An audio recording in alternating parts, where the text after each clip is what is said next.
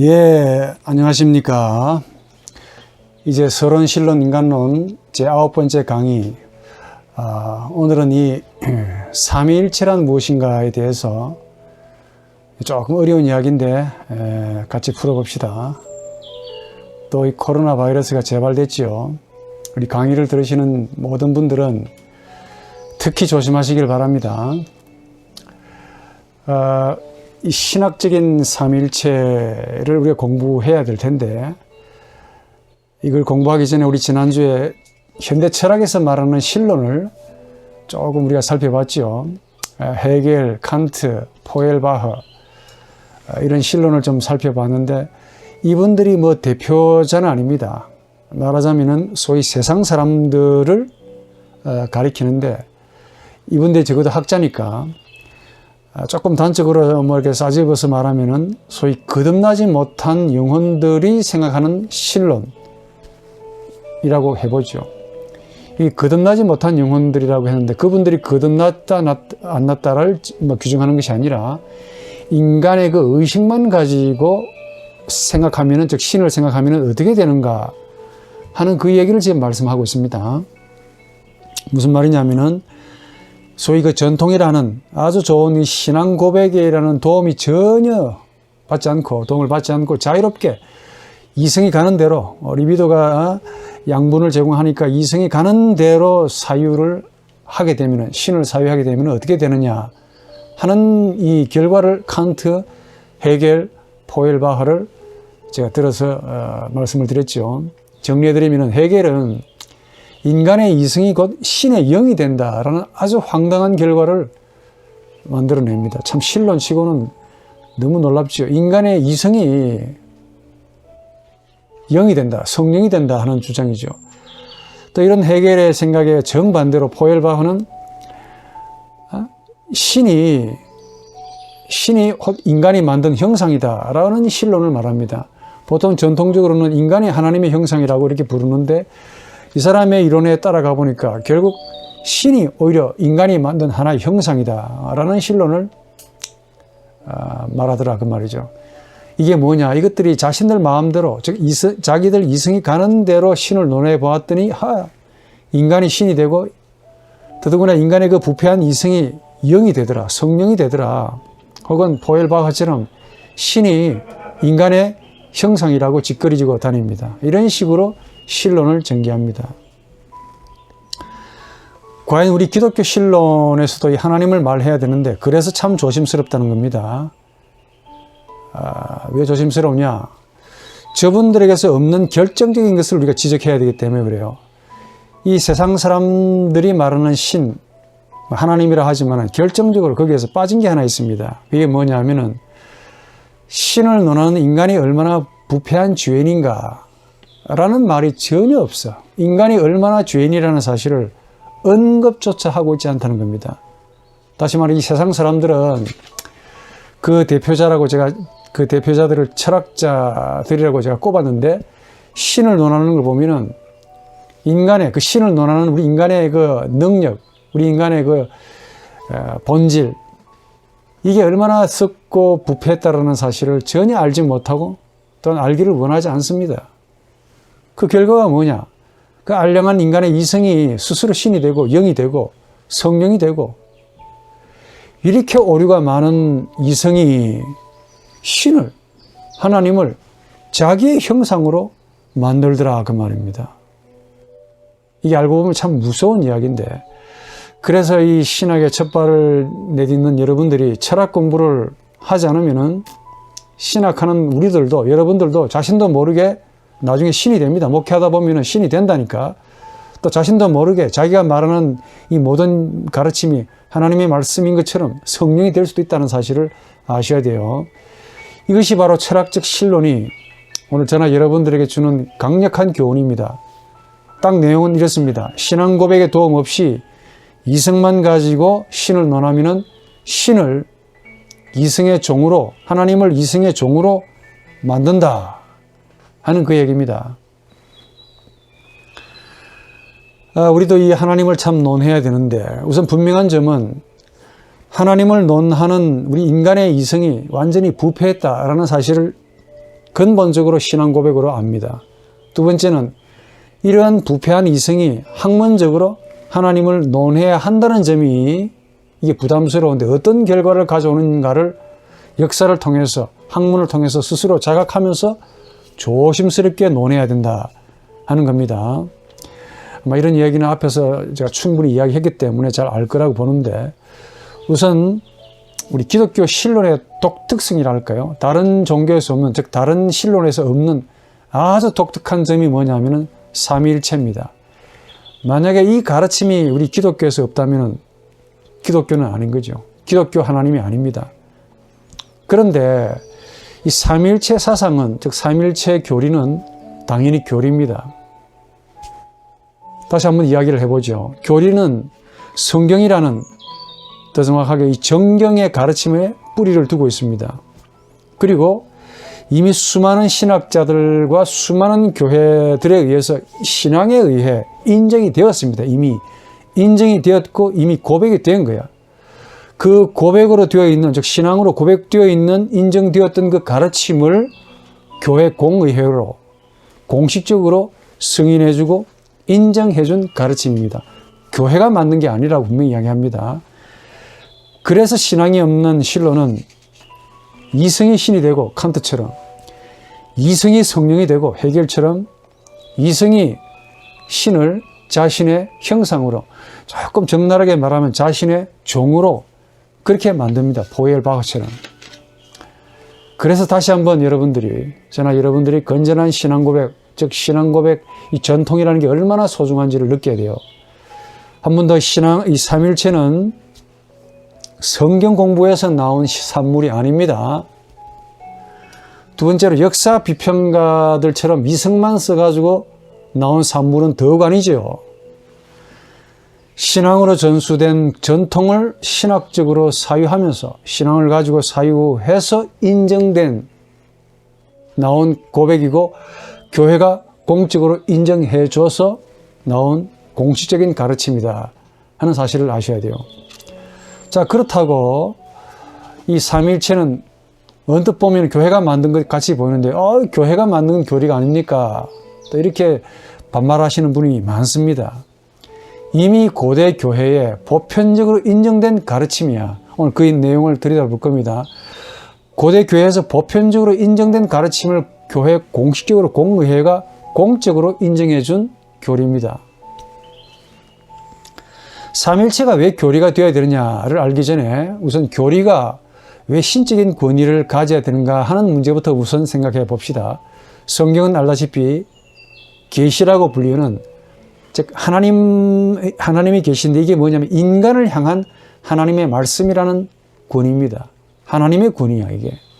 그리고 공의회 역시 하나님의 공회라고 누가 말하면은 이게 단순한 공의회가 아니고 그리스도의 몸인 교회가 그 권위를 공적으로 인정해 주었기 때문에 공의회라 그렇게 말합니다. 그래서 신적 권위를 가집니다. 그러나 아무리 교회 공의회가 결정했다 하더라도 그것이, 그 결정이 성경의 정경, 즉 정경이 만약에 정언하고 있지 않는 계시를 근거로 만든 교리라면 전혀 의미가 없어요. 신적인 권위를 가지지 못합니다. 예컨대 가톨릭에서 교리로 만든 마리아를 성천했다라고 가르칩니다. 또 연옥설, 7개의 성례전, 우리는 2개밖에 없는데 그분들 7개를. 이 모든 것들은 특히 성경, 더 정확하게 정경의 근거를 두고 있지 않기 때문에 신적인 권위를 받을 수가 없습니다. 그래서 지금 아주 오랫동안 그 당시를 살펴봤죠. 제세례파들과 같이 개인적인 신앙 체험이나 혹은 신비주의적인 경험을 절대시하면서 자신들이 마음대로 해석한 그 가르침을 정경으로부터 보증받으려는 그런 교리들, 큰 문제가 있다라고 제가 말씀을 드렸습니다. 그런데 그렇다고 해서 반대가 되면 또 안 돼.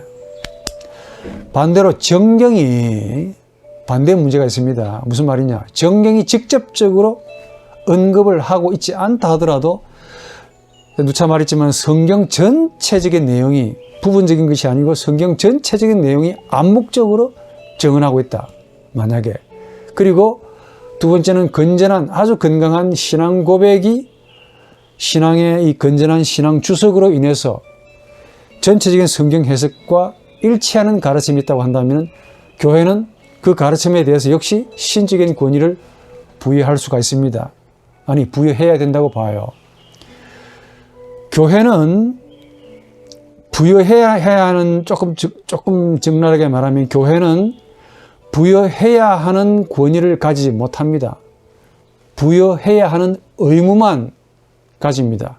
권리가 아니고 의무란 말이야. 즉 교회는 권리를 행사하는 곳이 아닙니다.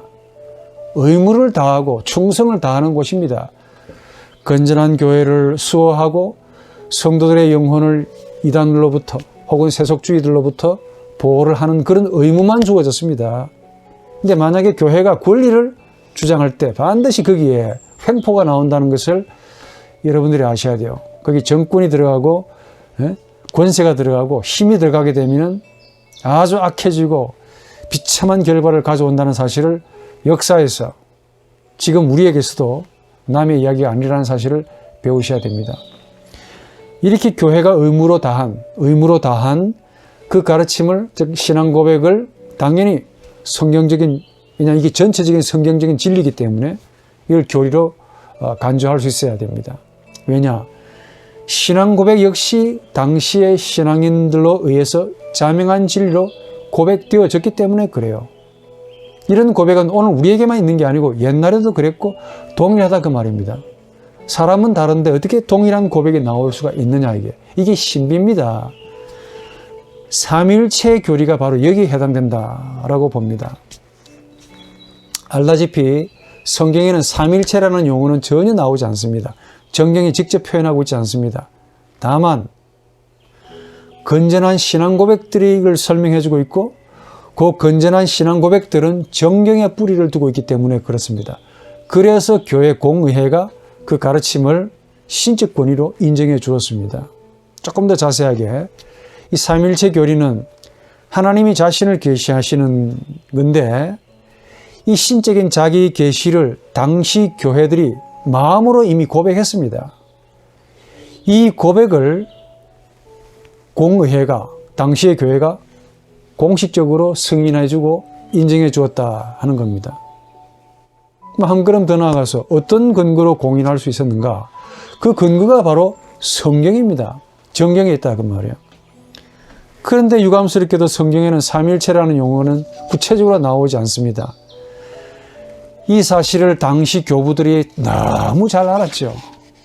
네? 그리고 종교개혁자들도 너무 잘 알았습니다. 그럼에도 불구하고 그들이 삼위일체를 신적인 권위로 받아들인 것은, 신한 것은 신학자 볼렙이라는 분에 따르면 이렇습니다. 삼위일체 교리가 단순히 교회의 전통이 아니라 거룩한 서신들, 즉 성경이죠. 성경에서 표현된 가르침이기 때문이다. 트리니타티스 도그마 논 에스트 에클레시에 트라디티오 탄툼 세드 독트리나 인 사크리스 리테리스 엑스프레사 그 말입니다. 단적으로 말해 삼위일체는 모든 신학, 특히 우리 조직신학, 교의학의 단초라고 불리는 에큐메니칼 신앙 고백들이 직접적으로 제공합니다. 에큐메니칼 신앙 고백이란 뭐냐? 사도신경, 니케아 신조, 아타나시우스 신조, 그다음에 칼케톤 신조 등을 가리킵니다. 다 아시는 대로 사도신경 늘 고백하지요. 이 성경의 전체적인 사상을 잘 요약했다라고 자타가 공인합니다. 물론 이 사도신경도 많습니다만은 거기에는 성부, 성자, 성령을 믿는 고백으로 출발합니다. 그리고 니케아 신조 역시 성자의 신적 권위를 고백하고 있습니다. 무엇보다 이 아타나시우스 신조, 심볼룸 아타나시이, 이거는 삼위일체의 분명한 자료를 제공합니다. 그리고 칼케톤 신조 역시 예수는 참된 하나님이고 참된 사람이다. 베레 데우스, 베레 호모, 이게 바로 칼케톤 신조의 골격입니다. 그래서 이 삼위일체 교리란 정경이 직접 제시하지는 않았지만은 그 교리가 신적인 권위를 가지는 것은 부패한 인간에게 자신을 계시하시는 하나님의 인격이 그러하고, 그리고 성경이라는 정경이 간접적으로 또 사실은 직접적으로 제공하는 게 있긴 있습니다. 다음 주에 할 건데 간접적으로 좋다 제공하고 있고, 그리고 수많은 신학자들이, 몇몇 사람이 아닙니다. 그렇게 오랜 기간 동안 수많은 신학자들이 신학적으로 충분히 사유 검토했고, 그리고 아주 정교한 말로 신앙 고백으로 조직적으로 만들었기 때문에 그 교리가 교회의 공회의 인준을 받아서 공적으로 선포가 된 겁니다. 채택이 된 겁니다. 하나님의 계시를 인간이 인위적으로 해석해서 삼위일체를 만든 게 아닙니다. 또 그렇다고 하나님이 자신을 나 삼위일체다 라고 스스로 설명한 것도 아니야. 삼위일체 교리가 만약에 단순히 우리 인간의 이성이 계시를 나름대로 해석한 데서 나온 것이라고 한다면, 우리 지난주에 본 바대로 인간의 이성은 절대로 세 분의 하나님을 한 분의 하나님으로 못 만듭니다. 이성의 능력이 그렇게 안 된다니까. 지난번에 보았지 않습니까? 인간의 이성은 절대로 삼위일체를 만들지 못합니다. 단신론은 만들 수가 있어요. 그래서 이 교리는 단순히 인간적인 그런 사유 혹은 소양의 산물이 아닙니다. 그리고 만약에 하나님이 자신이 이런 존재다, 나 삼위일체다 라고 설명해 주는 것도 아니야. 하나님이 설명해 주신다면 하나님이 왜 우리한테 나 삼위일체다 라고 자신을 그렇게 설명해 줘야 할 의무가 있겠습니까? 그것도 의문이지. 하나님이 왜 당신이 우리에게 삼위일체로 실제하신다라고 굳이 우리에게 설명해 줘야 되겠냐 말이야. 하나님의 계시를 우리 인간의 이성이 아무리 잘 분석하고 추론, 연역을 한다고 해도 삼위일체를 결코 만들 수가 없습니다. 그리고 하나님도 이런 인간의 한계를, 이성의 한계를 너무 잘 아실 텐데 굳이 내가 이렇다라고 설명하지 않습니다. 이렇게 착하시고 겸손하신 분이야. 이런 하나님을 논하는 인간의 이성이 참 교만하고 오만해서 그렇지. 하나님은 인간에게 삼위일체로 실제하시는 자신을 설명하시기 위함이 아니라 삼위일체로 실체하시는 하나님이 인간에게 말씀하시는 인격이기 때문에 그래요. 계시된 것과 계시하시는 하나님은 분리될 수 없습니다. 만약에 계시된 것과 계시하시는 하나님이 분리가 된다면 하나님은 계시라는 어떤 것을 말씀하시는 하나의 존재자가 되어버려요. 신이든 뭐 인간이든 존재자가 되어버린다니까. 그러나 하나님은 창조주시고 영이죠. 본질적으로 하나의 존재자가 아닙니다. 따라서 하나님의 실제성과 관련해서 계시된 것과 계시하시는 본인, 주체는 이론적으로는 구분이 되겠지만 실제적으로는 분리가 불가능합니다. 이런 점에서 삼위일체 교리는 우리와 마주하는 이 하나님과 또 그 하나님이 우리와의 그 관계 방식을 가지는데, 이런 관계 방식을 우리의 신앙과 또 그 신앙을 사유하는 신학이 제시한 이론이다, 이렇게 볼 수가 있습니다. 삼위일체로는 적어도. 그것은 결국 뭐냐? 부패한 인간을 향하시는 하나님이 도대체 누구냐를 말씀하는 신론이다. 바로 이것이 삼위일체의 핵심적인 내용입니다. 보통 우리는 이 삼위일체를 신론의 중심으로 여기죠. 그러니까 신론은 삼위일체에서 출발합니다. 나중에 모든 것들이 다 채워져서 이제 그대한 신학이 되었다라고 제가 말씀을 드렸죠. 신학의 중심입니다. 그리고 신론은 근본적으로 인간을 향한 하나님의 은혜죠. 하나님의 자기 계시를 말합니다. 자, 이 삼위일체가 신론의 중심이라고 했는데 전혀 지나침이 없습니다. 그럼 우리는 어떻게 말해야 되느냐? 이게 우리 인간들에게 어떤 의미를 가지고 있느냐를 신학적으로 먼저 숙고해 볼 수 있습니다. 우선 조금 서론적으로 말씀을 드리면은 이 삼위일체가 교회 신학에서 차지하는 비중은 압도적입니다. 정말 압도적이야. 헬만 바빙크, 화란의 유명한 신학자죠. 이렇게 말합니다. 삼위일체는 기독교 전체의 특수한 교리다. 동감합니다. 그리고 제이 게하르트라는 이 신학자도 이렇게 말합니다. 삼위의 신비가 무시되거나 부정되면 구원의 모든 계획 역시 무시되거나 부정된다. 딱 잘라 말합니다. 그만큼 삼위일체는 기독교 신앙의 중심이고 그 모든 가르침의 뿌리가 분명합니다. 신학의 뿌리란 말이에요. 그런데 이 교리는 헬라 종교 철학의 그 사변적인 사유에서 나온 것도 아니고 또 종교다원주의 형태로 만들어진 인간이 만든 산물이 아닙니다. 인간의 이성의 능력으로 만들 수가 없고 오승의 추리 혹은 추론으로 만들어질 수가 없습니다. 끌어낼 수가 없다니까. 증명되지도 않습니다. 그래서 우리는 이것을 신비라고, 주어진 신비라고 그렇게 해야 됩니다. 이 삼위일체에 대해서 유명한 이 신약학자 아돌프 실라터 뭐라고 말하느냐, 삼위의 신적 이름은 우리에게 궁극적인 것, 즉 우리를 위해 하나님의 본질에 도달 가능한 관점을 제공한다. 저 말씀은 좀 어렵지만 한마디로 이렇습니다. 삼위일체는 하나님의 중심을 볼 수 있는 시각을 준다 이게야. 아주 의미 있는 말입니다. 심지어 여러분들 아실는지 모르지만은 종교를 우리 인간의 자의식의 산물로 간주한 신학자가 있습니다. 그러니까 18세기 우리 개신교의 아버지라고 불리는 자유주의 신학자인데 감정신학을 말했던 이 슐라이르마허가 있습니다. 이분조차도 삼일체를 아주 특별한 것으로 간주합니다. 이분은 알다시피 아시는가 모르겠는데 기독교를 어떻게 간주하느냐, 이건 우리 인간 감정의 산물로 취급합니다. 우리 인간의 감정이 만들어낸 산물로 그렇게 딱 폄하합니다. 그런데도 이분이 뭐라고 말하느냐, 삼일체만큼은 우리 인간의 이 자의식의 표현과 전혀 무관하다라고 주장합니다. 이분의 저서가 여기 있는데 이 사람이 쓴 그 데아 크리스트리히 글라우베 두 권 썼는데 그 가운데 두 번째 책이 뭐라고 그대로 인용해 드리면은, 최고의 본질에서의 영원한 구분에 대한 그런 전제는, 즉 삼일체는 경건한 자의식에 대한 진술이 아니며 그 자의식에서 이것이 결코 나타날 수가 없다. 본인이 이렇게 말하잖아요. 신적인 것이 그리스도 안에서 만들었던 그 인상에서 그런 영원한 구분이 동일한 것의 근거로서 생각되어진 것이 주어졌다라고 누가 주장할 수 있겠느냐라고 본인이 말하고 있단 말이에요. 자유주의 신학자인 아버지라는 이분이 말하고 있다니까. 삼일체만큼은 지가 해보니까 인간이 이성에 자의식으로도 나올 수 없다는 거지. 무슨 말이냐.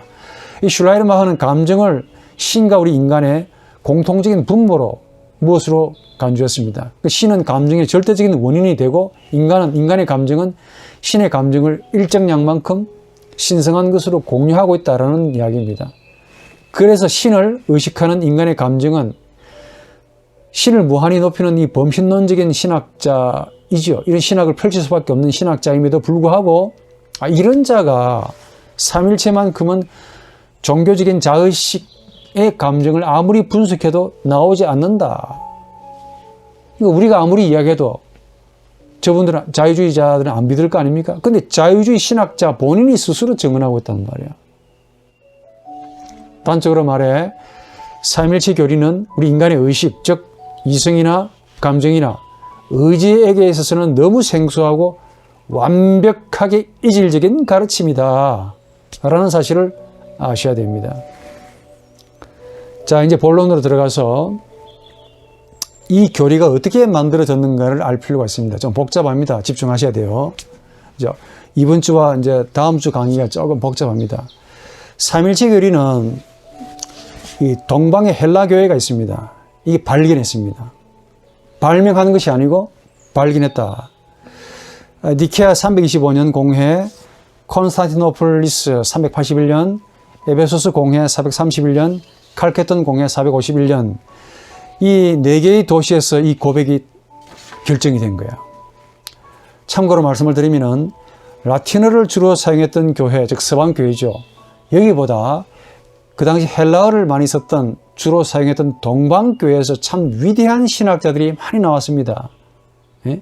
폴리갑이 나오죠. igna티우스, 유스티누스, 저스틴이라 불립니다. 타티아누스, 아데나고라스, 클레멘스, 오리겐, 그 유명한 아타나시우스, 크리스토스톰, 테오도루스, 그 유명한 가파도기아의 세 교부들, 이런 분들이 전부 다 동방 헬라 교회에서 나왔어요. 이 삼일체론이 논의된 곳이 바로 안디옥입니다. 안디옥이 어떤 곳입니까? 사도행전 11장 26절에 보니까 거기서 기독교인이라는 말이 처음 나온 거야.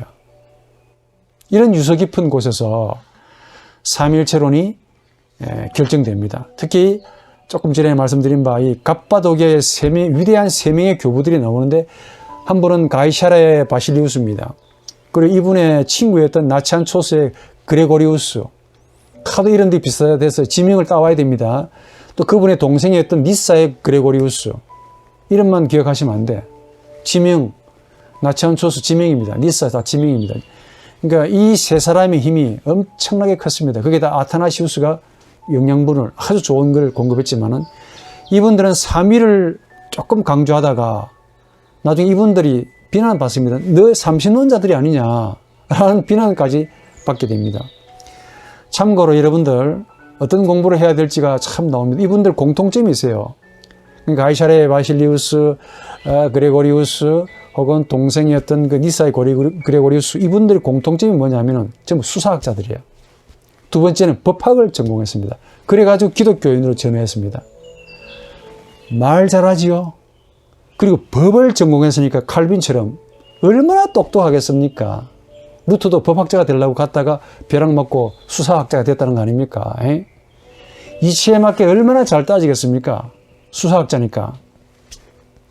그 여러분들도 책을 많이 읽으셔가지고 또 논쟁도 많이 하셔야 돼. 공부 잘 하시기 바랍니다. 아멘 하시고, 아멘 하시면 내가 맛있는 거 사줄게. 물론 당연히 돈은 저한테 주시면 내가 대신 지불해주는 그런 수고를 감수하겠습니다. 여기서 조금 더 한 걸음 들어가서 삼일체론을 여러분들이 구분하셔야 돼요. 삼일체는 죄인을 향한 하나님의 실제성이에요. 하나님이 삼일체라고. 즉 삼일체로 실제하시는 하나님이야. 반면에 삼일체론은 그 하나님을 인간의 말로 설명하고 시인하고 고백하는 인정입니다. 그거 좀 구분하셔야 돼요. 즉 삼일체는 삼일체론의 뿌리입니다. 이게 없으면은, 즉 삼일체가 없으면은, 하나님이 없으면은 삼일체론은 공상이고 상상이에요. 삼일체는 인간에게 자신을 드러내시는 하나님의 자기 계시입니다.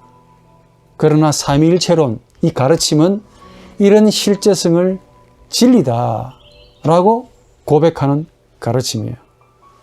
정리해서 말씀을 드리면은 삼일체 이론은 예수 그리스도 그리고 성령 이 두 하나님이 우리의 주님이시다라는 사실을 말하는 겁니다. 성부에게 방점을 두고 있는 것이 아니고 예수 그리스도와 성령도 같은 하나님이시다라는 사실에 그게 강조점이 있습니다. 사실 이 한 분 하나님이 아버지, 아들, 성령이라는 세 인격으로 실제하신다. 이거 우리 인간 이성이 도무지 상상할 수 없습니다. 부패한 죄인인 인간에게는 오로지 한 분밖에 한 번으로만 보이신다고. 그만큼 똑같은 거예요. 구분할 수가 없습니다. 우리 인간의 능력으로는. 그래서 그 당시 교부들도 헷갈렸습니다. 그리스도를 하나님보다 조금 못한 존재로, 그리고 하나님보다 조금 열등한 존재로 보았는데 그 대표자가 다 아는 대로 아리우스 같은 자들. 이런 단신론자들은 말 그대로 부패한 이성이 가는 대로 판단했기 때문에 그래. 이런 분들이 사실은 철학자들입니다. 참고로 이 아리우스주의자들이 나오는데 특히 아리우스, 양반은 설교자고 목회자고 장로입니다. 그 다음에 아리우스주의자들은 에우세비우스, 에티우스, 에우노미우스, 이름이 좀 잘 외우기 힘들죠. 이 공통점이 뭐냐면은 성부와 성자가 닮지 않았다라는 이성적인 전제를 가집니다. 특히 이 아리우스, 기본 전제가 뭐냐, AD 4세기 사람인데 하나님은 유일하신 분이기 때문에 나눌 수가 없다. 이치에 딱 맞다니까. 나눌 수가 없다. 다른 존재와 공유할 수 없다. 또 그 하나님이 자신의 본질을 다른 존재에게 나눠준다는 것은 이치에 맞지 않다. 불합리하다. 정의상, 규정상 하나님은 한 분이어야 한다. 라는 전제를 가지고 본 거야. 이런 신론을 가지고 예수를 딱 보니까 성경에 예수 즉 성자를 나아진 자, 헬라어로 겐난, 라틴어로 게니투스라고 부릅니다. 나아진 자라고 했네. 자, 나아졌다라고 하면은 이거는 만들어진 자 아니냐. 라틴어로 팍투스 혹은 포이에인, 만들어진 자네 라고 주장합니다. 이치에 맞잖아요. 따라서 성부는 시작은 없는데 나아진 자인 성자는 시작을 가지고 있겠다. 그래서 이렇게 말합니다. 성자는 시간 이전에 출생했지만은, 말을 조금 꼬았긴 꼬았지 앞뒤가 안 맞지. 성자는 시간 이전에 출생했지만은 그가 출생하기 이전에는 성자는 존재하지 않았던 때가 있었다. 이 말도 내가 사실 이해가 안 돼요. 자기가 이렇게 말해놓고도 이해 못했을 것 같아. 그러면서 성부와 성자는 교류할 수가 없고 또 직접적인 지식을 성자가 가질 수 없다. 그러면서 한 걸음 더 나아가서 성자는 순수한 피조물이다. 그냥 피조물이라고 하면 될 텐데 앞에 무슨 순수한 말을 집어넣습니까? 그러면서 조금 더 나아가서 성자는 변화할 수도 있고 심지어 죄를 범할 수 있다. 하나씩 더 나아가는 거죠. 성자도 타락할 수 있다. 주장합니다. 이 사람이 한 말 가운데 이런 말이 있습니다. 성자가 하나님이라고 불린다 할지라도 성자는 진실로 하나님이 아니라 은혜에 참여한다는 의미의 하나님이다. 이렇게 말합니다. 하나님은 하나님이지 은혜에 참여한다는 의미의 하나님이다. 궤변이죠. 근데 이런 아리우스의 주장이 점점 발전해서 놀랍게 실이 알미니안주의가 됩니다. 칼빈과 동시대 사람이었던. 그리고 소시니스주의가 되고 나중에 유니테리안이 되고 나중에 계몽주의 때 합리주의자 혹은 이성주의자가 된다는 역사의 발전을 본단 말이에요. 그러니까 참 신기하지. 이런 아리우스주의자들에 반대해서 325년에 그 유명한 콘스탄티우스 황제의 집합으로 의해서 이 니케아 공회가 만들어졌지요. 그리고 아리우스주의를 정죄하고 그때 만들어진 것이 바로 니케아 신조입니다. 여러분 라틴어 하시면 이거 니케아 신조를 공부할 거예요. 그 니케아 신조의 내용을 그대로 제가 보면은 그 당시 어떤 논쟁이 있었는가를 그대로 반영합니다. 예수를 낳아졌다라고 이 아리우스주의자들이 맨날 공박하니까 거기에 반대해가지고 그 니케아 신조 부문이 뭐냐면 아리우스주의자들의 반대한다라는 부제가 붙어요. 그래서 이 만들어진 신조가 보면은 325년에 자그마치 318명의 최고의 그 감독들이 모였습니다. 특히 헬라 동방교회 이 교부들이 많이 모였습니다. 거기서 예수를 다 인용할 수 없고 그게 게니툼, 그 데움이라는 말이 생략되어 있어요. 게니툼 데움, non factum deum. 좀 어려운 말인데 consubstantialem deum patrinom입니다. 무슨 말이냐면 예수는 나아진 하나님이지만은 만들어진 하나님이 아니고 아버지에게 동일한 본질을 가지시는 하나님이다. 이렇게 고백해 놓은 거야. 여기서 예수는 나아진 자지만은 만들어진 자가 아니라고 이 말을 한 것은 아리우스주의자들에 대한 완전한 공박이죠. 그러면서 아버지와 좀 어려운 말이야. 이 동일 본질, 이 헬라어로 호모우시우스라는 말인데 호모우시우스, 그러니까 호모 같은 우시아, 호모우시우스라는 말인데 이걸 라틴어로 번역해 보면 이 라틴어 단어가 없는 단어입니다. 이게 콘수브스탄티알리스라는 말이야. 이게 이 억지로 교부들이 만들었습니다. 만든 것 같아. 없다고 사전에. 그러니까 이 삼위일체에서 중요한 문제가 뭐냐면 하나님에게 방점이 있는 게 아니고 예수와 성령의 신성에 대한 문제입니다. 즉 예수가 하나님의 인격이냐 그리고 성령도 과연 하나님의 인격이냐의 문제입니다. 한 분 하나님이신데 그분이 어떻게 세 인격으로 실제할 수 있느냐라는 뜻입니다. 그 인격들이란 아버지의 인격이고 아들의 인격이고 영의 인격으로 실제하신다라는 뜻입니다. 그러니까 본질, substantia, 좀 어려운 말입니다. 본질은 하나인데 페르소나, 헬라어로 프로소폰, 조금 더 나아가면 히포스타시스라는 말인데 위격이라는 말인데 이 인격에서 세 분의 인격들로 실제하시는 분이 기독교의 하나님이다 라는 것을 고백합니다. 그러니까 삼위일체를 문자적으로 풀이하면 세 분 하나님이 한 분 하나님이시고 동시에 한 분 하나님이 세 분으로 실제하신다는 뜻입니다. 그러니까 하나의 본질, una substantia, 이것이 tres personae, 세 인격으로 실제하신다. 한 분 하나님이시면서 세 분의 인격으로 실제하시는 하나님을 저나 여러분들의 부패한 이성으로 만들 수 있겠습니까? 한번 상상해 보시라고. 다음 주에 많은 신학자들의 그 이론을 좀 소개할 겁니다. 이해가 불가능하다고. 이해했다면 그게 양태론이고 잘못된 거예요. 이해가 안 된다니까. 특히 이성의 능력으로는 전혀 이해할 수가 없어요. 오로지 답이 있다면 신앙으로 인정하는 길, 이거 외에 다른 길이 없다라고 저는 과감하게 말씀드립니다. 왜냐?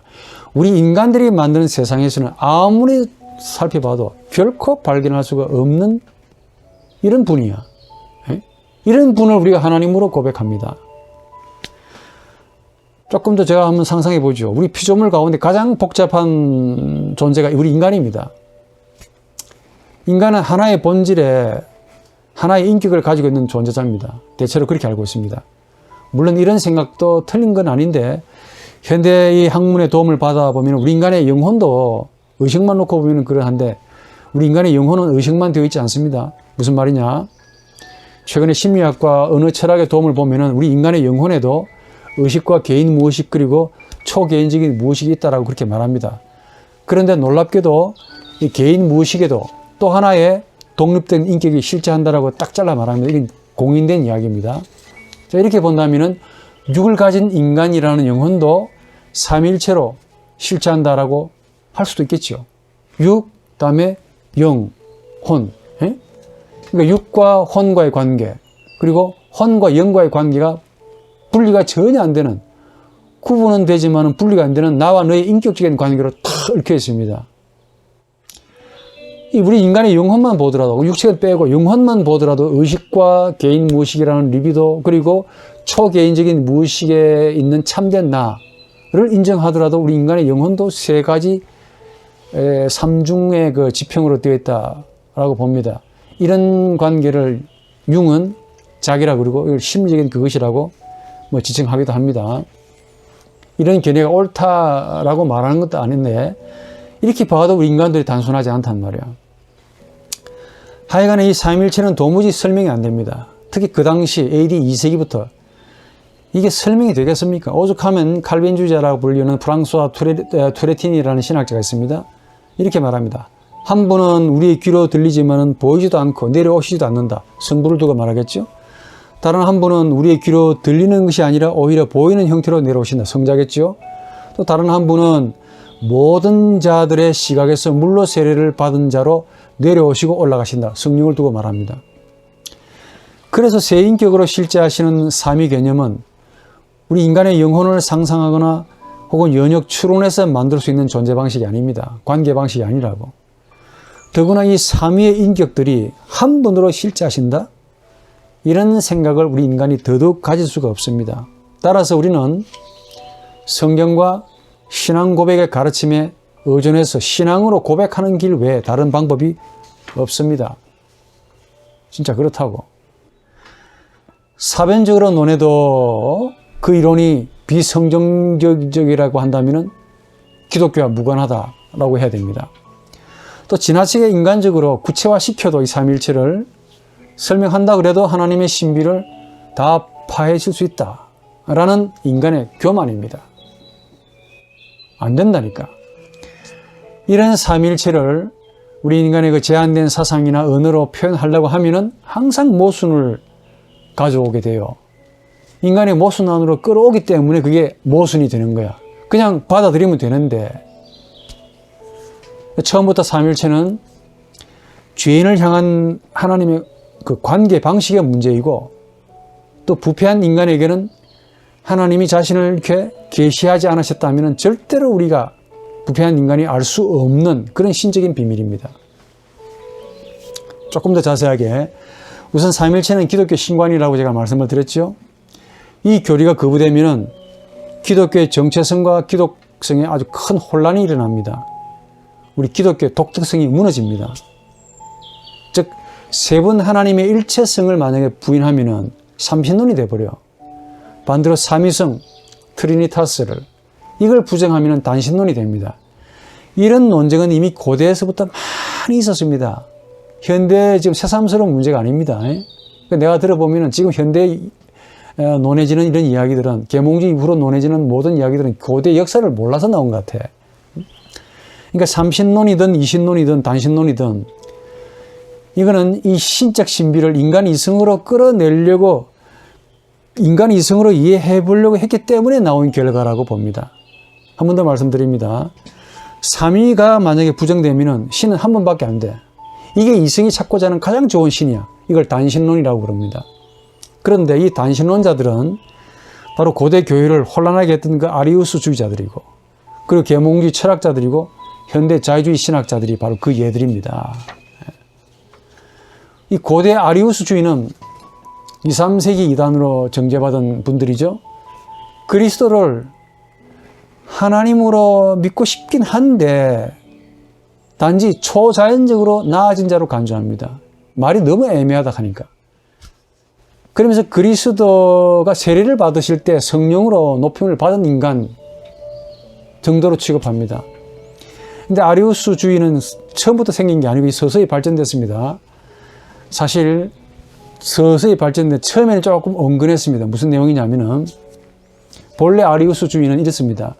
성부는 영원하고 신적인 반면에 성자는 영원하지는 않지만 선제적이다. 그리고 신적인 존재가 되었다라고 주장했습니다. 누가? 원래 이 에비온주의자들도, 혹은 테오도투스, 아르테몬, 사모사타 바울이라는 분들이 여기에 속하는데, 특히 에비온주의자들은 예수는 성령에 사로잡힌 자에 불과하다라고 말하죠. 나중에 이분들이 사상이 이슬람으로 넘어갑니다.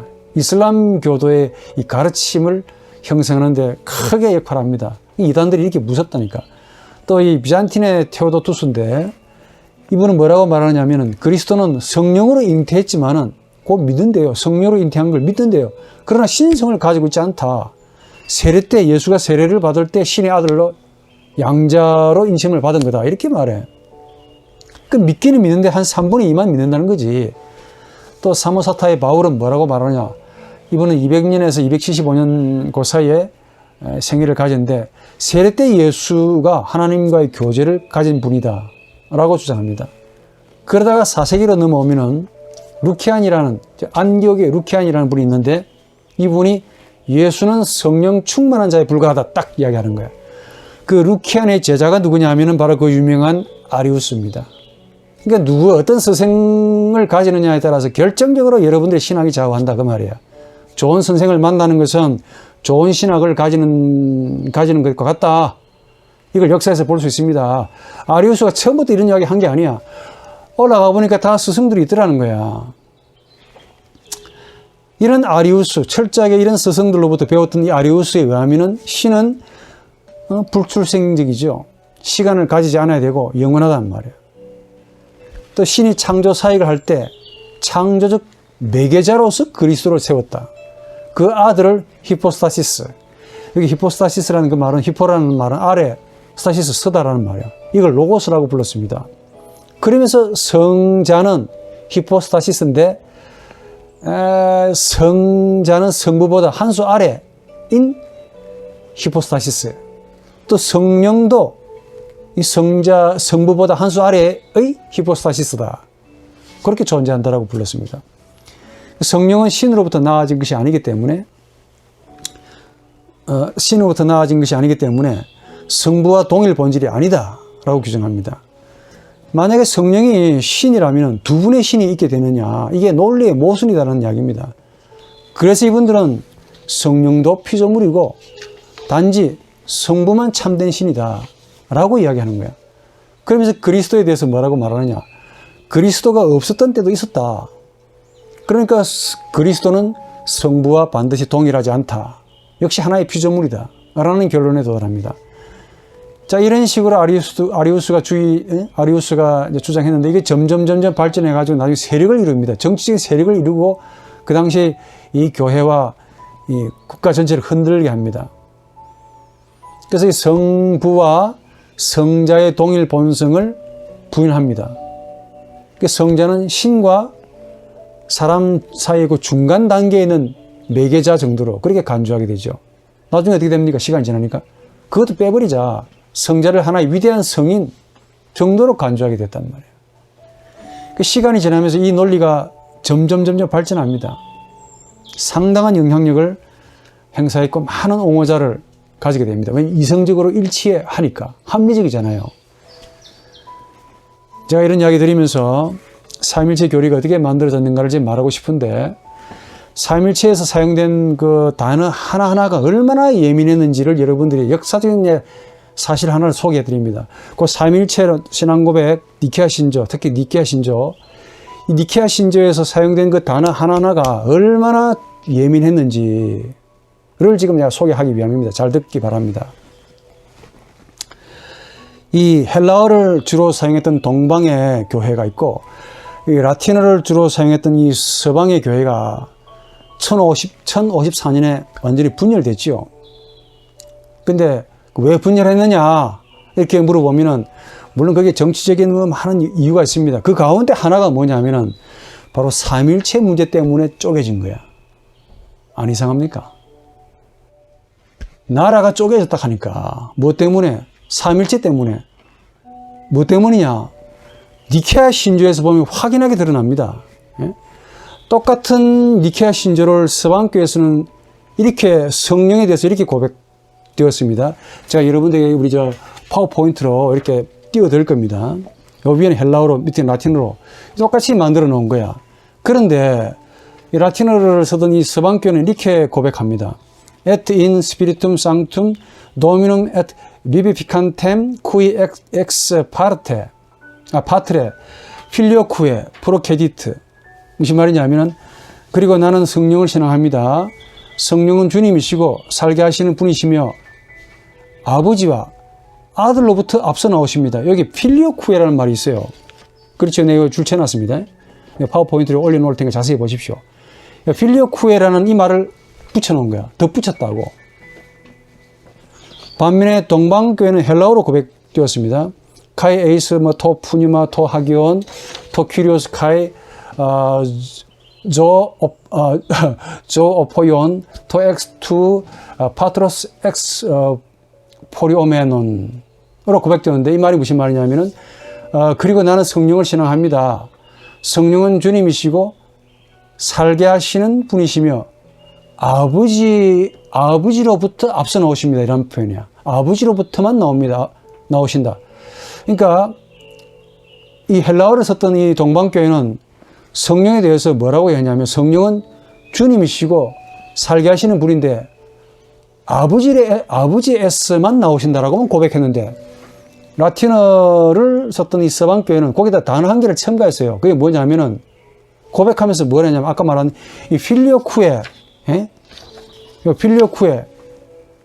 필리오쿠에라는 말이 이게 별거 아니고, 필리오라는 말, 아들로 말미암아, 아들로부터, 쿠에는 엔드입니다.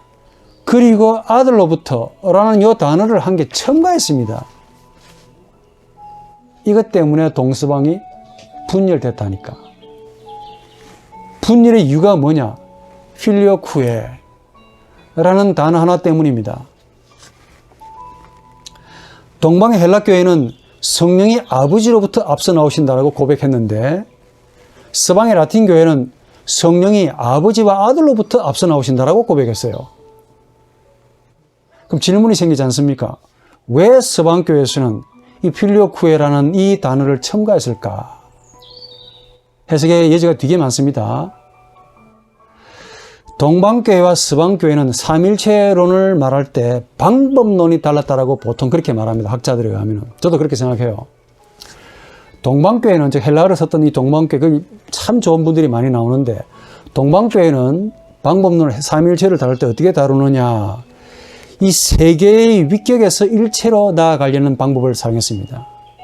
이 방법이 참 좋은 방법이야. 근데 라틴어를 썼던 이 서방교회는 일체에서 세 개의 위격으로 나가려는 방법을 사용했기 때문에 그래요. 이게 무슨 말이냐면은, 동방교회는 어디에다 방점을 두게 됩니까? 삼위에다가 방점을 두게 되죠. 당연히 세 개의 위격에서 한 개로 일체로 나가려는 방법을 쓰다 보니까 당연히 방점이 삼위에게 방점이 있습니다. 반면에 서방교회는 일체 한 개에서 세 개로 설명하려고 애를 썼기 때문에 일체 우니타스에 방점을 둡니다. 그러니까 동방교회의 생각은 일체보다 삼위에 있었습니다. 그래서 성령이 아버지에게서만 나와야 성령은 성자와 동격이 되잖아요. 특히 헬라 교회, 헬라 동방교회 그 갑바도기아 세 명의 교부들이 이걸 많이 말합니다. 성자와 성령이 완전한 동일한 본질이기 위해서는 성자와 성령이 동일한 인격이 되어야 한다. 그래야 일체가 가능하다라고 본 겁니다. 그래서 삼위에서 일체로 가는 길이 바로 삼위일체를 올바르게 세울 수 있다라고 이분들이 확신한 겁니다. 그런데 이게 어차피 동영상이니까 이해 안 되면 반복해서 보시면 돼요. 시간이 좀 가기 때문에. 그런데 서방교회는 이 동방교회와 반대로 일체에서 우니타스, 일체에서 트리니타스로 삼위로 가야 된다라고 여긴 거야. 그래서 성령이 아버지와 아들에게서 나온다고 해야 일체가 가능하다고 본 겁니다. 방법론이 틀린 거야. 방법론이 서로 달라서 그렇습니다. 그러나 동방교회는 성령이 아버지에게서만 나와야 성자와 성령의 무게가 동등해진다는 입장이었습니다. 이 성령이 아들에게서 나온다면 어떻게 됩니까? 아들보다 성령이 한 수 아래가 되지 않습니까? 정말 이해하시는 건 모르겠네. 이해하시면 맛있는 거 사드릴게요, 진짜. 성령이 만약에 아들에게서 나온다라고 하면은 성령은 성자보다 한 수 아래가 되잖아요. 이 종속론이 된단 말이야. 이런 관점에서 이런 염려를 한 동방교회가 서방교회를 딱 보니까, 성령이 아버지와 아들에게서 나온다고 한다면은, 그러면 성부의 본질은 제일 원인이고, 성자는 제2원인이 되겠네. 성령은 세 번째 원인이 되겠네. 그 결과로 종속론이 나오고, 양태론이 나오고, 이신론, 삼신론이 등장할 수 있다라고 비판한 거야. 그래서 동방교회는 서방교회를 비판하면서 서로 헤어지자. 못 살겠다. 같이 못 살겠다, 이게. 그래가지고 헤어진 겁니다. 물론 거기에 정치적인 배경도 있습니다. 전쟁 있죠. 이슬람과 싸웠던 200년 동안에 싸웠던 그 전쟁. 십자군 전쟁. 지금도 이 문제를 신학적으로 해석하고 있습니다. 참고 삼아. 이 서방교회가 왜 일체성에 방점을 두면서 삼위성애로 나아가려고 했을까? 그게 중요해요. 의도가 중요해요. 여기서 일체, 우나 스브스탄티아, 이 일체는 하나님이죠. 근데 이걸 정치적으로 해석하면 누가 되느냐 하면은 눈에 보이는 신이라고 하는 황제가 되고 교황이 됩니다. 여기서 의도가 싹 나타나는 거야. 그러니까 눈에 보이지 않는 신은 신이고 눈에 보이는 신이 누구냐 하면은 황제가 되고 교황이 돼요. 알다시피 서방의 라틴 교회는 교황이 다스렸거든. 교황이나 황제에게 세계의 위격으로 나가야 한다는 방법론 이면에 뭐가 들어가 있느냐 하면은 절대적인 군주, 황제 혹은 교황의 신권을 강조하기 위함입니다. 그러니까 교황이나 황제가 신권의 원인이고 제일 원인이고 거기에서 힘이 흘러나와야 한다. 소위 유출론이죠. 에마나티오라고 그러는데 이 유출되어 나오는 힘이 하나의 작용인 거죠. 이게 어떻게 보면 아리스토텔레스의 그 철학과 상당히 유사합니다. 절대적인 제일 원인인 신에게서 힘이 흘러나와야 된다. 이 신플라톤주의에게도 이런 말이 나옵니다. 그래서 아마 동방교회는 아마도 이런 서방의 그 정치적인 의도가 깔려있는 이 만들어진 신앙 고백이라고 생각하고 참 마음에 들지 않았다라는 게 제 생각입니다. 다시 원점으로 삼위가 부정되면은 성부, 성자, 성령의 인격적인 관계는 사실상 사라집니다. 하나의 신만 존재해요. 이게 바로 유대인들의 바리새인들의 신관이고 초기 AD 2세기에 영지주의자들이 말했던 그 프로토스테우스 일자 개념이야. 그리고 플라톤이 말했던 그 관념으로만 존재하는 이데아 개념이고 신플라톤주의 그 프로티누스의 이거 일자 그리고 아리스토텔레스의 제일 원인 나아가서 근대어 계몽주의 오게 되면 어찌 됩니까? 어찌 됩니까? 지난주에 했던 그 해겔의 절대 정신이 되는 거야. 철학자들이 아무리 철학해봐야 그게 단신론밖에 안 나온다 하니까. 나중에 그 신을 누가 만들었냐? 내가 만들었다 이렇게 나옵니다. 바로 이 단신론이 정치적으로 중세에 흘러가면 바로 교황, 무오슬이 되는 거야. 그래서 처음이 중요하다는 거지. 단신론은 어리석은 이성이 만들 수 있는 최고의 신개념입니다. 써먹기 너무 좋은 거야, 이게.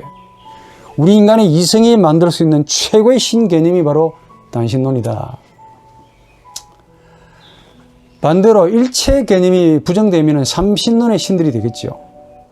그러니까 여기서 여러분들이 이해를 잘 하셔야 돼요. 삼신론이라고 하니까 신이 세 분으로 실제한다라고 생각하기 쉬운데 그런 건 아니고 종속론 그리고 양태론이 바로 그 예입니다.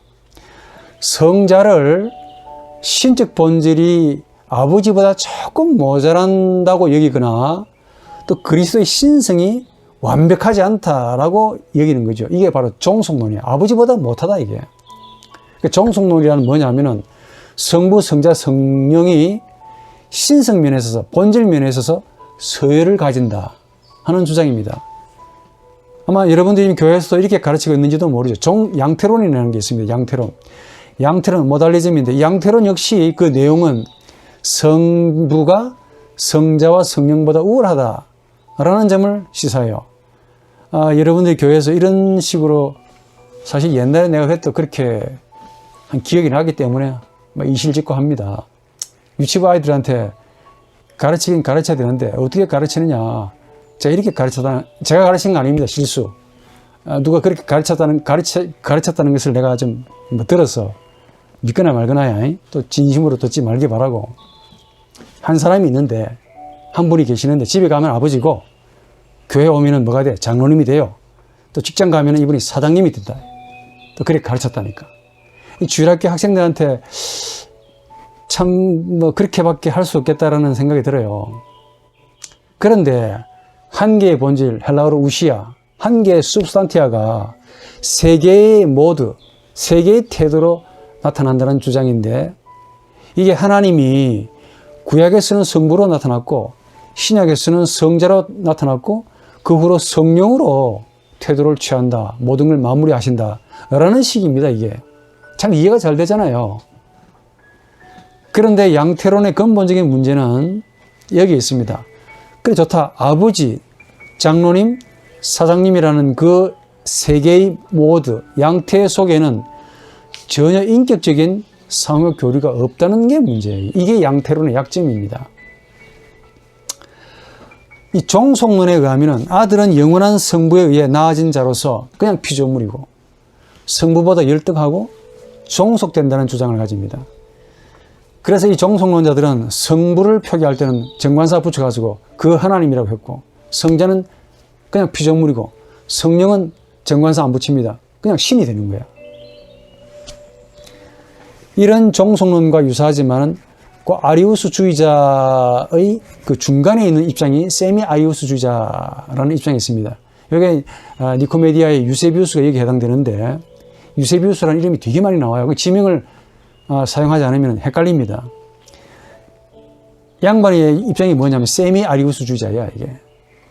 성부와 성자는 똑같지 않고 비슷하다 이겁니다. 근데 이 입장이 바로 아까 말했듯이 칼빈주의 시대로 중세로 넘어가면 알미니우스주의자가 됩니다. 이게. 이 삼위일체 교리를 아리우스주의자들보다 더 급진적으로 거부하는 사상이 바로 소시니언, 소시누스주의자들이죠. 참고로 소시누스라는 분은 16세기 신학자인데 그리스도의 신성과 삼위일체를 완전히 부정했습니다. 이 소시누스의 사상에 동의하는 자들을 소위 소시니언주의라고 부릅니다. 이 사람들은 아리우스보다 한 걸음 더 나아갑니다.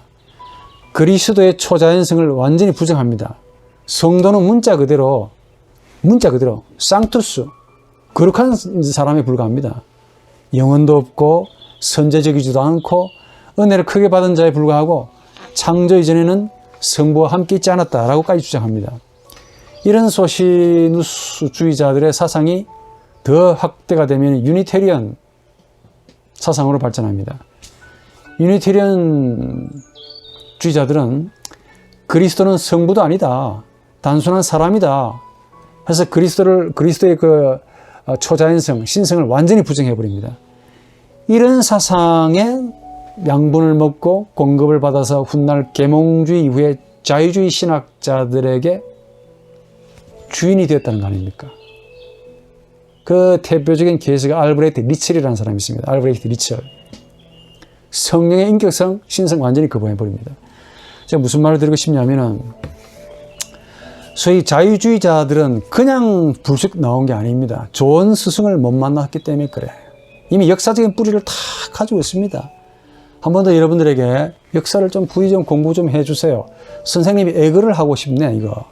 밥 사줄 테니까, 내가 내 돈으로, 집을 하려고 마음 먹어볼게. 밥 사줄 테니까 역사 좀 공부 좀 하십시오. 다 먹은 데서 나오는 거야, 이게. 좋은 부모님 만나게 되면 경건한 자녀들이 나오게 되고, 이상한 부모님 만나게 되면 배운 게 바로 거기에서 나왔기 때문에 이런 사람들이 나오는 거야, 지금. 자기밖에 모르는 사람들이 나오는 거야. 이 신학자들도 마찬가지야. 마른 신학자들인데, 이런 식으로 나온다니까. 그래서 이 해 아래 새 것이 없다라는 말이 탁 맞는 거야.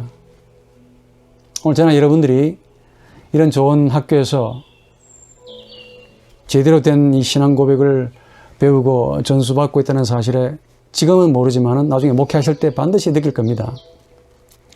이 삼일체 교리에서 그리스도의 신성을 부정한 자들이 조금 전에 제가 말씀드린 바대로 아리우스주의자들, 소시니언 혹은 유니테리언인데 이런 태도와 정반대의 또 이단들이 있어요. 즉 그리스도의 인간성을 부정하는 분들이 있습니다. 첫 번째로 영지주의자들이고 두 번째는 양태론주의자들이 대표자들인데 이분들은 그리스도의 인간성을 완전히 부정하는 이단들입니다. 그 가운데 사벨리우스가 있습니다. 이 사벨리우스를 가리켜서 양태론적 단신론주의라고 부릅니다. 뭐라고 말하느냐? 하나님이 인간에게 세 가지 양태로 보이시는 분이다, 이게. 그래서 예수는 우리 눈에는 사람처럼 보이지만, 인간처럼 보이지만 사실은 인간이 아니고 가현, 가짜로 현현한 가현, 도케티즘이라고 그래요. 성부란 말이에요, 성부. 그러니까 성부와 성자가 구분이 없는 거야. 이 사벨리우스 주의자들이 보통 2, 3세기에 주로 활동했는데, 그러니까 고대 2, 3세기 그래서 중요한 거야. 그 정경도 4세기에 만들어지죠. 이런 교리들도 다 거기서 도전을 많이 받았기 때문에. 그 대표자가 사벨리우스, 노에투스, 에피고누스, 클레오메네스. 이 노에투스라는 분은 AD 2세기 사람인데, 성자는 성부의 현현이래. 그 예수의 인간성은 성부의 신성이다라고 말합니다. 이분들에 따르면은 그리스도는 성부 자신에게서 태어났고 고난 받으시고 죽으셨는데, 그래서 그리스도의 신성은 곧 성부고 그리스도의 인성 역시 성부의 인성이 바로 성자라고 부정합니다. 성자라고 인정합니다. 그러니까 성부와 성자의 차별이 없는 거지. 소위 양태론을 말하는 거죠. 모달리즘. 그러니까 성부, 성자, 성령은 같은 하나님인데 한 존재에 대한 세 가지 이름을 가진 분 정도에 불과합니다. 조금 더 구체적으로 말하면 신은, 하나님은 처음에는 입법자 혹은 창조주로서 성부의 위격으로 나타났고, 그 다음에 고난과 죽음에서 성자의 위격으로 나타났고, 부활, 성천, 재림 때에는 생명을 주시는 성령의 얼굴로 나타난다라고 주장합니다. 이런 이야기들은 영지주의자들의 가르침과 상당히 유사합니다. 영지주의자들도 가현론을 말하죠. 예수는 인간적인 몸을 입지 않았다라고 말합니다. 자, 지금까지 여러분들에게 참 내가 잘 소개했는지 모르겠는데 여러분들 이해가 됐다면 참 제가 설명을 잘했죠. 복잡한 이야기인데 이해가 안 되면 한 번 더 반복해서 들으시기 바랍니다. 지금까지 말한 이 이단들의 공통점이 어디에 있느냐? 하나님이 세 분으로 동시에 한 분으로 실제하시는 이 신적인 비밀, 무스테리온, 이 감추어진 비밀을 지나치게 인간 이성의 기준과 잣대로 판단하려고 애를 썼다는 데서 있습니다. 이런 신개념은, 이런 분들의 신개념은 아무리 훌륭한 미사여구를 할지라도 궤변에 가깝단 말이에요. 앞뒤 모순입니다. 주로 이성적으로 나열했지만은 그 자체를 보면 또 모순이야. 이성에 안 맞다 하니까. 기독교의 하나님이 아닙니다. 단적으로 말해서 뭐 한데, 믿음은 100% 믿지. 한 30%밖에 안 믿냐? 그게 믿음입니까? 99% 믿고 1% 못 믿겠다. 그거 불신입니다, 그거. 특히 삼일체 믿느냐 안 믿느냐 그 두 개밖에 안 돼. 99% 믿습니다. 성립이 안 됩니다. 그래서 일체 개념도 중요하지만은 삼위로 실제하시는 하나님이 중요하다 그 말이야. 이게 바로 이런 점 때문에 동방의 헬라 교부들의 생각이 옳다라고 봅니다. 삶 위에서 일체로 가는 방법을 택해야 된다고 봐요. 자, 이렇게 이야기를 드리는 이유는 이 고대사에서만 일어나는 잘못이냐가 아니기 때문에 그래. 우리 입장도 고려해야 됩니다. 지금 여러분들이 목회하실 때 반드시 이 삼위일체의 교리에 입각해서 지금 가르침을 베풀어야 되는데, 하나님은 세 분이시면서 동시에 한 분 하나님이십니다. 이 단순한 이야기가 그만큼 중요하다는 거야, 이게. 이 삼위일체라는 가르침은 죄인인 우리와 마주하는 하나님 자신에 관한 계시입니다. 이 삼위일체가. 사실은 가르침이 아니지. 삼위일체로 실제하시는 하나님이 지금 나와 마주하고 계신다는 말이야. 그래서 우리 인간에 의해서 굳이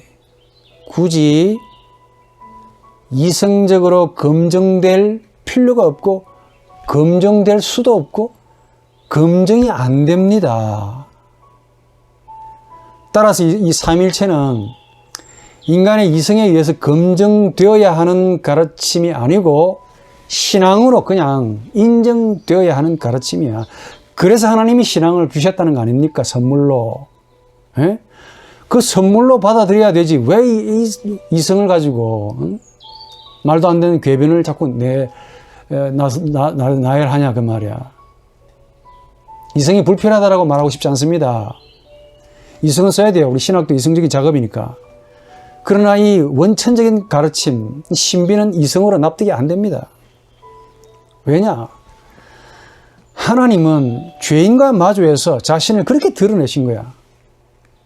우리 인간이 부패하지 않았더라면 정말 몰랐을 만한 이런 진리입니다.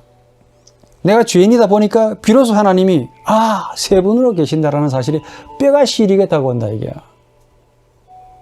성부가 아니고 성자도 하나님이시고 성령도 하나님이시라는 사실을 우리 마음이 잘 압니다. 똑같은 하나님이 우리 눈에는 구분이 안 됩니다.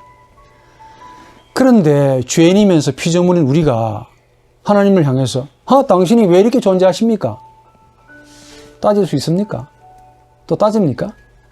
또 실제로 왜 그렇게 계시냐고 검증해야 하거나 또 확인할 필요가 있겠냐고. 확인할 권리가 있습니까? 교회가 그런 권리를 가집니까? 가지지 못합니다. 이건 이미 하나님의 은혜로 인정이 된 거야. 그래서 교회가 공식적으로 그렇구나 라고 공인해 주는 것밖에 안 됩니다. 달리 말하면 삼위일체는 하나님에게 필요한 교리가 아니고 오로지 죄인에게 필요한 가르침이야. 하나님이 그렇게 실제하시기 때문에 하나님이 검증해 줄 이유가 없습니다. 의무도 없어. 내가 나다 이게야. 이런 하나님이신데 나는 세 분으로 계신다. 굳이 말을 해야 할 이유가 있겠습니까? 인간의 이성에 의해서 그래서 너 증명해봐라. 증명해가지고 믿어봐라. 라고 우리 하나님이 그렇게 말씀하실 것 같습니까?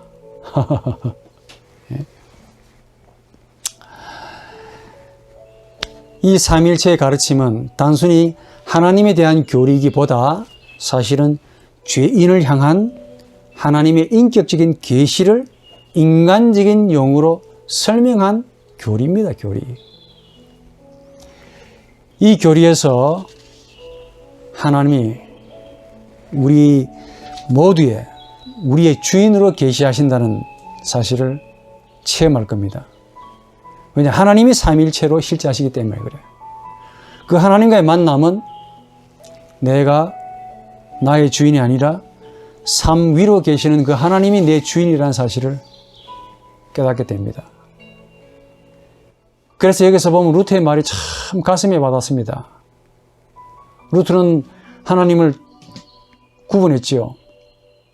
압스콘디투스 데우스, 은폐되신 하나님이 계시지만은 죄인된 우리에게는 레벨라투스 데우스, 오로지 그리스도 예수라는 하나님 외에 전혀 보이지 않는다 라는 이 말이 정말 옳습니다. 이게 구분이 된다면, 분리가 되어 보인다면 그 양반은 사람이 아니지, 천사지. 천사도 모를걸요. 하나님이 자신을 우리에게 주시지 않았다면 우리는 하나님이 세 인격이시면서도 동시에 한 분 하나님이시라는 사실을 알지 못합니다.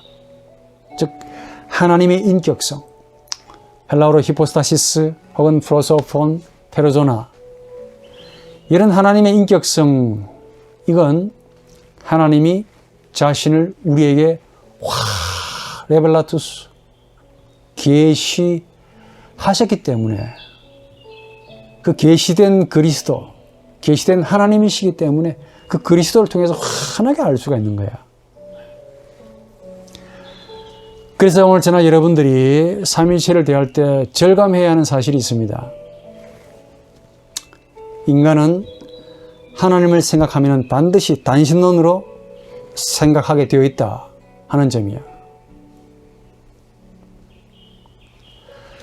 철학에서 말하는 신론은 아무리 사변적이고 수사학적으로 잘 표현했다 할지라도 신이 있다, 네오스 에스트, 그 하나만 딸랑 말해주고 있더라니까. 신이 있다는 것만 밝혀줍니다. 왜? 이승이 말하고 있으니까.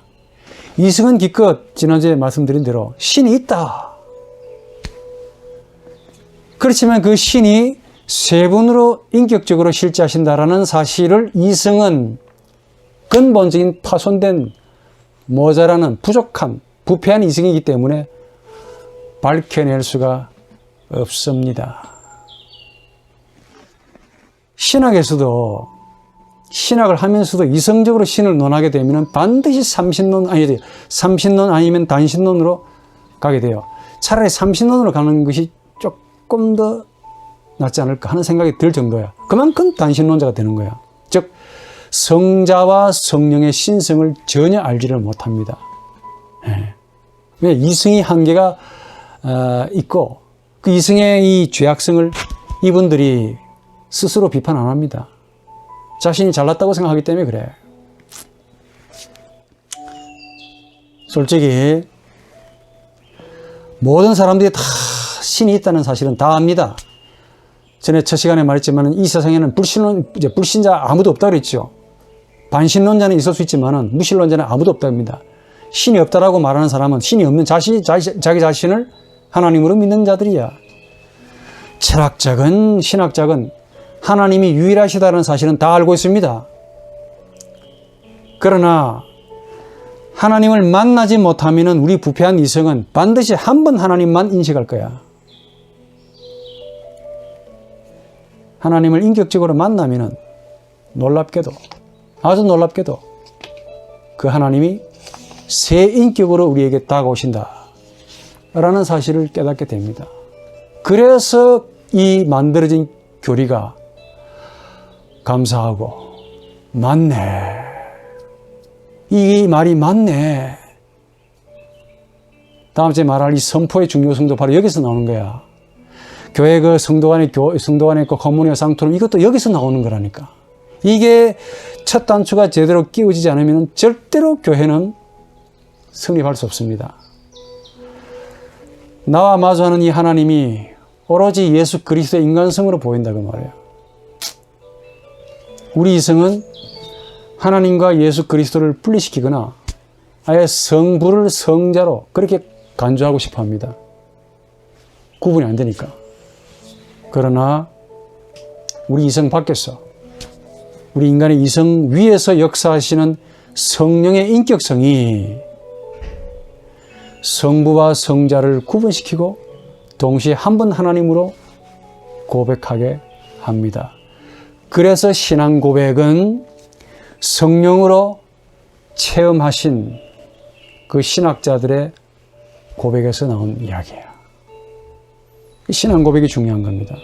모든 사람들에 의해서 고백된 노름하기 때문에 그래요.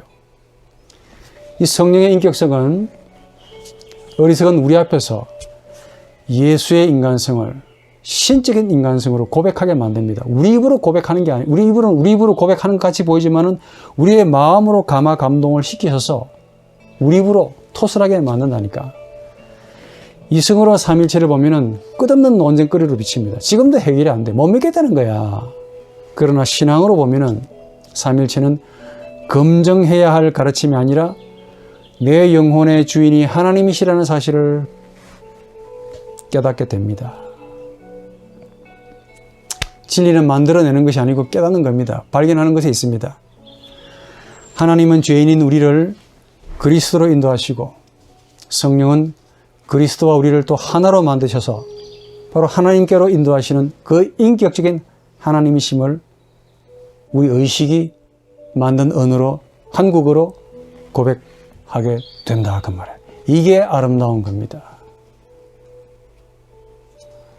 이런 삼위일체로 실제하시는 하나님을 체험하시고 이런 체험에 기반해서 고백하시고 이런 고백으로 여러분들이 교회에서 성도들에게 씩씩하게 담대하게 이론적으로 가르치시고 확신하시며 성도들에게 제시하시기를 바랍니다.